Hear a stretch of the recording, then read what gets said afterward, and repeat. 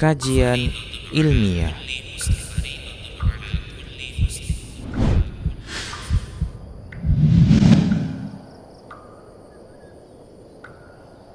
Bismillahirrahmanirrahim. Assalamualaikum warahmatullahi wabarakatuh. Alhamdulillah. Alhamdulillahilladzi arsala rasulahu bil huda wa dinil haqq liyudhhirahu 'ala ad-dini kullihi wa kafa billahi shahida. Asyhadu an la ilaha illallah wahdahu la syarikalah wa asyhadu anna Muhammadan 'abduhu wa rasuluhu la nabiyya ba'dah. Allahumma shalli wa sallim 'ala nabiyyina Muhammad wa 'ala alihi wa sahbihi ajma'in, amma ba'd. Kaum muslimin rahimani wa rahimakumullah jami'an. Alhamdulillah, kembali Allah Subhanahu wa taala beri kita kesempatan untuk kembali membahas tentang firman-firman Allah taala dan sabda-sabda nabinya sallallahu alaihi wasallam. Semoga Allah Subhanahu wa taala senantiasa meliputi kita dengan ilmu, meliputi kita dengan semangat belajar, tidak peduli sesibuk apapun kita, tidak peduli seberapapun usia kita, dan tidak peduli bagaimanapun kondisi kita. Mudah-mudahan Allah Ta'ala senantiasa meliputi kita dengan ilmu dan ilmu. Karena Rasulullah Sallallahu Alaihi Wasallam bersabda, "Man yuridillahu bihi khairan yufaqihu fid din." Siapa yang Allah Ta'ala kehendaki kebaikan untuk orang tersebut, maka Allah Ta'ala akan jadikan dia faham tentang agamanya. Dia mau tafaqquh fid din, mau mempelajari agamanya sehingga benar-benar berilmu tentang Allah Ta'ala, tentang Rasulnya Sallallahu Alaihi Wasallam, dan tentang agama Islam lengkap dengan dalil-dalilnya. Nah, ikhwati fillah rahimani wa rahimakumullah jami'an, kita akan lanjutkan bahasan kita di penyakit-penyakit hati, ya. Jadi penyakit hati yang kelima di sini adalah al-khiyanah, yaitu sifat khianat. Kaum muslimin rahimani wa rahimakumullah jami'an, sebagaimana kita tahu, khianat ini adalah salah satu sifatnya orang-orang munafik. Ya, siapapun yang dalam hatinya terdapat penyakit khianat, itu secara otomatis dia punya bibit yang kuat terhadap penyakit nifaq, ya, penyakit kemunafikan. Ya. Sebagaimana juga kita tahu bahwa orang-orang munafik itu adalah orang-orang yang menampakkan sesuatu yang baik dan dia menyembunyikan keburukan yang ada dalam hatinya.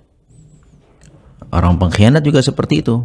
Nampaknya seperti seorang kawan, padahal dia seekor serigala yang buas yang siap menerkam kawannya ini. Dalam hadis Nabi Sallallahu Alaihi Wasallam yang sahih, Rasulullah SAW bersabda, ayatul munafiq thalath. Ciri-ciri orang munafik ada 3. Idza haddatsa kadzaba, jika dia berbicara dusta, wa idza wa'ada akhlafa, jika berjanji dia ingkar, wa idza tumina khana, dan jika diberi amanah dia pun berkhianat. Nah, ini yang poin pertama harus kita ketahui, bahwa khianat ini penyakit hati yang menjuruskan orangnya atau pelakunya ini kepada sifat kemunafikan. Nah, ini yang parahnya di sana. Nanti kalau sudah munafik berarti seperti yang Allah Ta'ala firmankan, innal munafiqina fid darkil asfali minan nar. Sungguh orang-orang munafik itu akan dicampakkan ke neraka yang paling dasar. Nah, begitunya. Dan ini sifat ini yang sangat merusak, ya. Sangat merusak, bukan hanya dari orang-orang yang menjadi korbannya. Justru sebenarnya itu akan menggerogoti si pelakunya sendiri. Ya. Penyakit khianat ini jika ada pada diri orang lain, benar itu akan merugikan banyak orang, tapi di sisi lain sebenarnya bagi si pelakunya itu sendiri efek buruknya tak kalah dahsyat juga yang akan terjadi pada dirinya. Pertama, Allah Subhanahu wa taala berfirman di surat Al-Anfal ayat 27. Ya ayyuhalladzina amanu la takhunullaha war rasula wa takhunu amanatikum wa antum ta'lamun. Hai orang-orang yang beriman, janganlah kalian mengkhianati Allah dan Rasul-Nya, sehingga dan kalian berkhianat terhadap amanah yang Allah Ta'ala titipkan kepada kalian, wa antum ta'lamun, sementara kalian mengetahui jelas amanah itu. Di sini sahabat Ibnu Abbas radhiyallahu anhuma menjelaskan bahwa yang dimaksudkan di sini la takhunullaha war rasulah, janganlah kalian mengkhianati Allah Ta'ala dan Rasulnya sallallahu alaihi wasallam, adalah tidak melaksanakan kewajiban, ya, meninggalkan ibadah-ibadah yang fardu yang Allah Ta'ala jadikan itu wajib dilakukan bagi setiap orang-orang yang beriman. Nah, maka kemudian Allah Ta'ala lanjutkan, wa takhunu amanatikum, dan kalian mengkhianati amanah yang dititipkan kepada kalian, wa antum ta'lamun, sementara kalian mengetahuinya. Mengetahui di sini kalian betul-betul faham, kalian benar-benar jelas, kalian benar-benar sudah mengerti itu titipan dari Allah Subhanahu wa Ta'ala. Ikhwati fillah rahimani wa rahimakumullah jami'an, kita sadar dan kita sering mendengar tentang tujuan manusia diciptakan di atas muka bumi ini. Allah Ta'ala berfirman, wa ma khalaqtul jinna wal insa illa liya'budun, tidaklah aku ciptakan jin dan manusia kecuali hanya untuk beribadah kepadaku. Nah, di poin ini semua yang Allah Ta'ala siapkan, yang Allah Ta'ala sediakan di atas muka bumi ini, itu sebenarnya semua sarana untuk mewujudkan peribadahan kepada Allah Ta'ala. Itu semua adalah titipan yang Allah Ta'ala berikan kepada orang per orang, kelompok per kelompok, di mana mereka harus menunaikan titipan itu, menunaikan amanah itu untuk kemudian beribadah kepada Allah Subhanahu wa Ta'ala.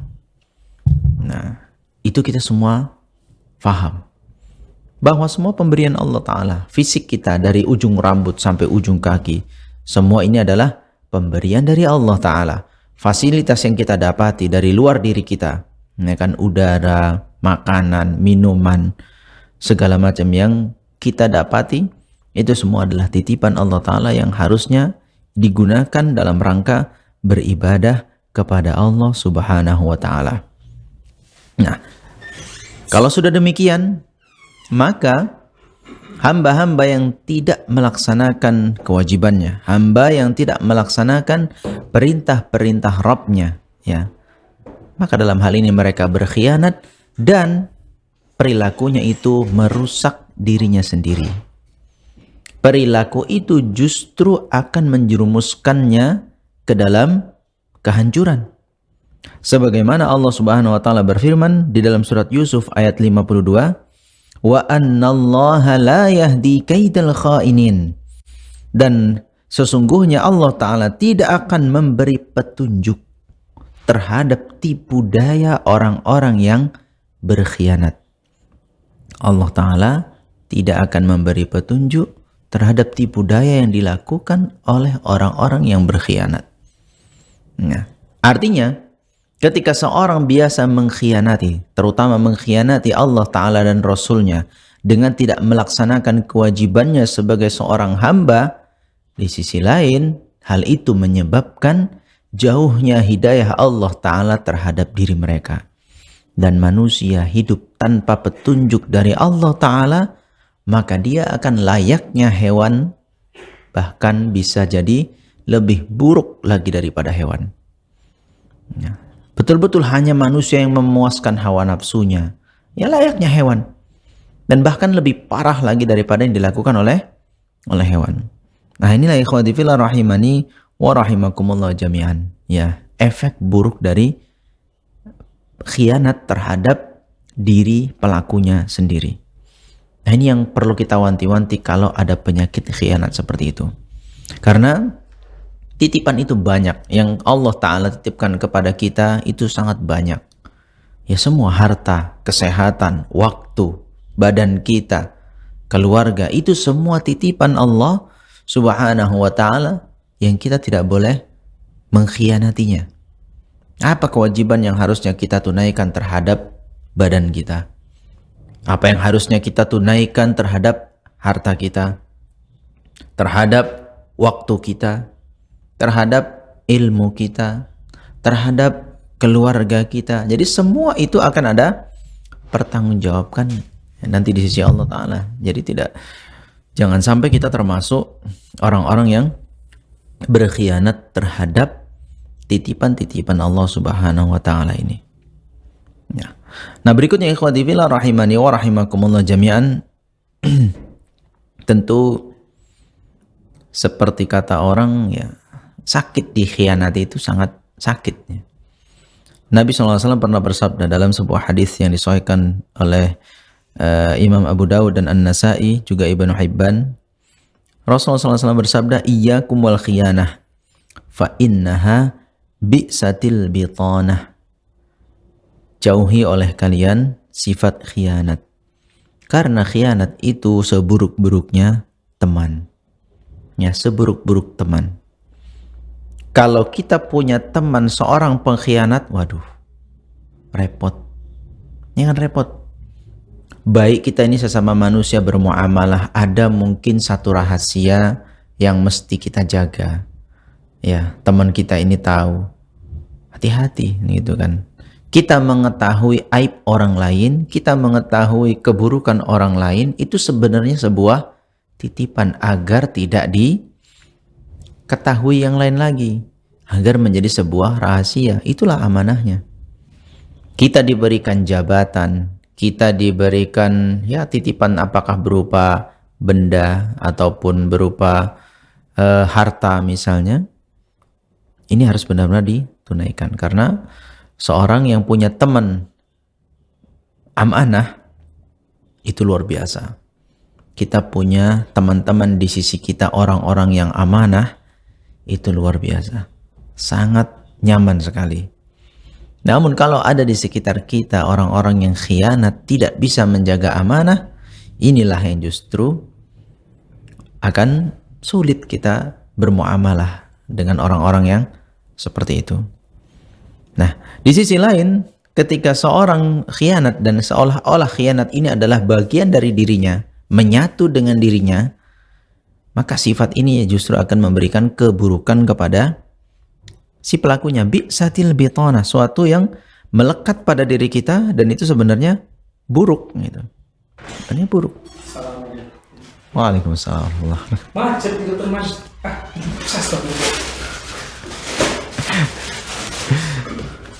Baik, kita lanjut. Fadal. Jadi kalau itu menjadi bagian diri seseorang, justru sifat khianat itu yang akan menggerogoti dirinya, menjadikannya dari hari ke hari justru bukan makin kepada membaik, tapi justru malah menuju kepada kehancurannya.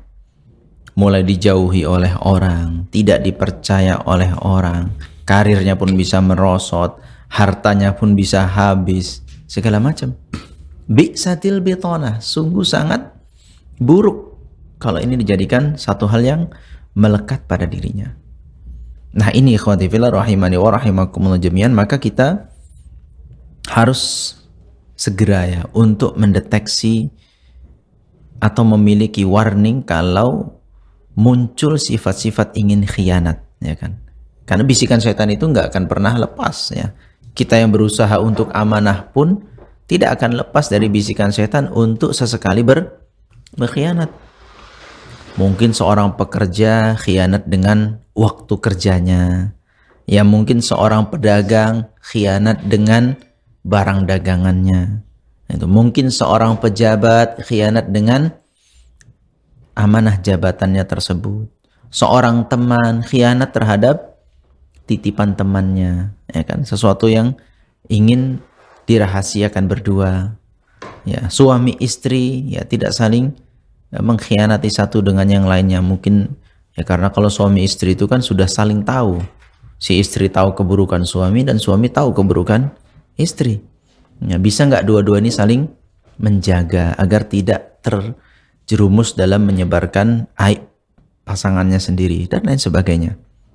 Ini harus benar-benar kita punya warning ya. Dalam diri kita tuh punya alarm untuk memperingatkan ini tidak boleh dilanjutkan. Ini sebuah pengkhianatan. Ini sebuah titipan yang tidak boleh sembarang kita menyampaikannya begitu saja. Nah, itu ya ikhwati fillah rahimani wa rahimakumullah jami'an. Kemudian kita di sini memberikan catatan tentang firman Allah Ta'ala di surat At-Tahrim ayat 10. Allah Subhanahu wa Ta'ala di sana berfirman, "Daraballahu mathalan lilladzina kafaru imra'ata Nuhin wa imra'ata Lut. Kanata tahta 'abdaini min 'ibadina salihaini fakhanatahuma falam yughniya 'anhuma minallahi syai'a wa qila adkhulan nar ma'ad dakhilin." Allah Ta'ala berikan permisalan untuk orang-orang kafir ya, terhadap orang-orang kafir, contoh ya, yaitu istrinya Nabi Nuh dan istrinya Nabi Lut. Istri dua orang hamba Allah Ta'ala yang saleh.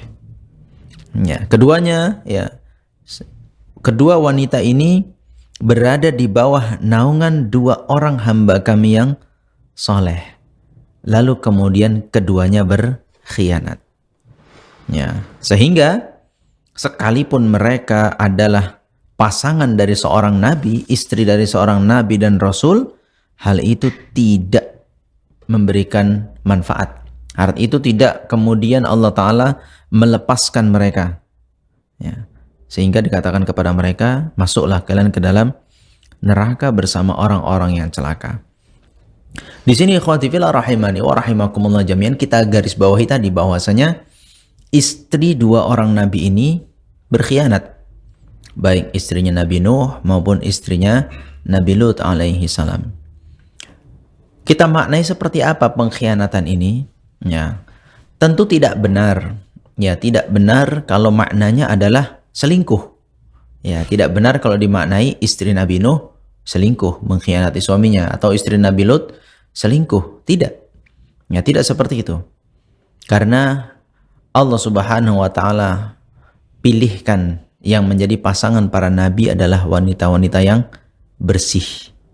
Ya kan? Wanita-wanita yang bersih. Namun ini menjadi contoh bahwa sekalipun menjadi istri orang yang soleh, ataupun bisa dijadikan permisalan sebaliknya, walaupun menjadi suami dari wanita yang solehah sebagaimana Fir'aun ya dahulu, hal itu tidak menjadi jaminan. Hal itu tidak menjadi jaminan. Tetap saja kalau tidak beriman dengan iman yang benar kepada Allah Ta'ala dan Rasulnya, ini dianggap sebagai pengkhianatan. Khianatnya istri Nabi Nuh alaihi salam adalah dengan kemudian ikut mencela suaminya sendiri.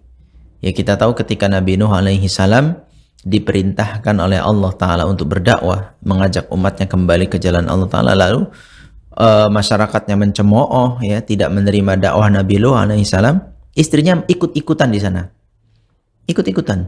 Ya, padahal istrinya sendiri ya, istri Nabi Nuh alaihi salam ikut-ikutan mencemooh, ikut-ikutan dia mendukung apa yang dilakukan oleh masyarakatnya.